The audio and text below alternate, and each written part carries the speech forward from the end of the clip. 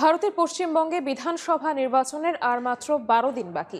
ভোটের আগে রাজ্যের রাজনৈতিক দলগুলো নির্বাচনী প্রচারে একে অন্যের বিরুদ্ধে তুলছে নানা অভিযোগ। পশ্চিমবঙ্গের বিধানসভা নির্বাচনের খবর জানাতে এই মুহূর্তে কলকাতায় আছেন সহকর্মী সুব্রত আচার্য, যাচ্ছি তার কাছে।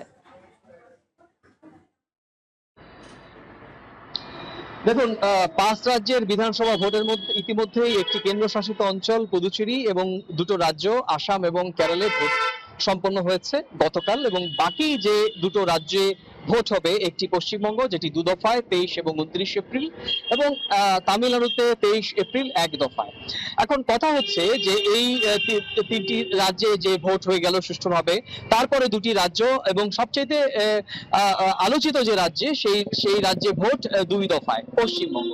এবং পশ্চিমবঙ্গে ভোট হওয়ার আগে আপনি জানেন যে গত বছর থেকেই এখানে চর্চিত এবং আলোচিত যে রাজনৈতিক ইস্যু, সেটি হচ্ছে ভোটার তালিকায় নিবিড় সংশোধনী অর্থাৎ এসআইআর।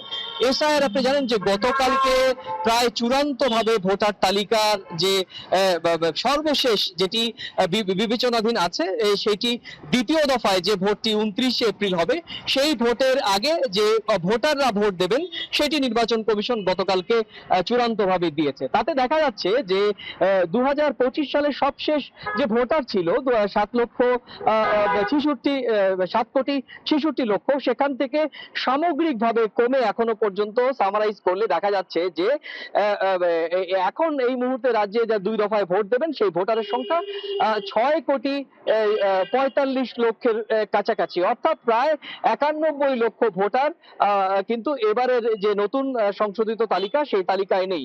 এবার আসা যাক এই ভোটারদের মধ্যে কত সংখ্যক সংখ্যালঘু বা কত সংখ্যক সংখ্যা গরিষ্ঠ হিন্দু। দেখা যাচ্ছে যে এই যে সংখ্যক ভোটার তালিকা থেকে বাদ হয়েছে, তার মধ্যে মানে চূড়ান্ত এর আগের বছর যারা ভোট দিয়েছেন সেই তালিকা থেকে 12% ভোটার কিন্তু এবার তালিকা থেকে বাদ পড়েছেন। এই 12%-এর মধ্যে 5% সংখ্যালঘু অর্থাৎ মুসলিম ভোটার, আর বাকি 6% বা তার কিছু বেশি হিন্দু ভোটার। এবং হিন্দু ভোটারদের মধ্যে মতুয়া এবং আরো কিছু হিন্দু সম্প্রদায়ের মানুষরা রয়েছেন। এবার আসা যাক 5% ভোটার সংখ্যালঘু মুসলিমরা বাদ যাওয়াতে পশ্চিমবঙ্গে সামগ্রিকভাবে কি ছবিটা কিরকম ভাবে বদলে যাবে কিনা। আপনি জানেন যে পশ্চিমবঙ্গে ভোটারদের 30% ভোটারই কিন্তু সংখ্যালঘু মুসলিম সম্প্রদায়ের। সেখানে সেই 30% ভোটার থেকে 5% বাদ যাওয়ার পরে বিষয়টি কিন্তু প্রত্যেকটি রাজনৈতিক দলের কাছে চিন্তার কারণ হয়ে দাঁড়িয়েছে।